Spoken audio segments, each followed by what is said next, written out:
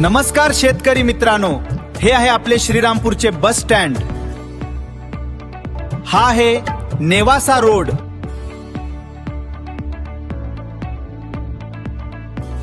आता हे आहे पुढे केशरीनंदन गारमेंट्स। पुढे आल्यावर दिसेल कामगार हॉस्पिटल।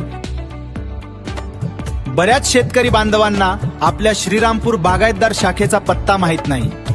चला तर तुम्हाला आता आपल्या बागायतदारच्या श्रीरामपूर शाखेला घेऊन जातो। हे आहे गोरे कॉम्प्युटर बिल्डिंग।